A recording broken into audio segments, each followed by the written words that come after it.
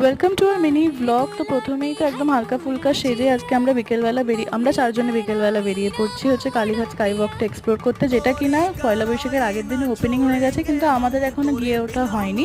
কালীঘাট আমাদের পাড়াই বলতে পারো। তো আমরা চারজনে মিলে একদম হালকা ফুলকা সেজে পেছনের রাস্তা দিয়ে মানে কালীঘাটের মন্দিরের সামনে দিয়ে চলে গেলাম হচ্ছে কালীঘাট স্কাইওয়াকের এক্সিট পয়েন্টে, যেটা কিনা আমাদের বাড়ির সামনে থেকে কাছে পড়ছে। তো আমরা প্রথমেই এসকেলেটর দিয়ে উঠে আমি তো অবাক হয়ে গেছি, কারণ কি স্কাইওয়াকটা এতটাই সুন্দর, এতটাই ক্লাসি লুক দিচ্ছিল, খুব সুন্দর লাগছিল দেখতে, এত পরিষ্কার ক্লিন।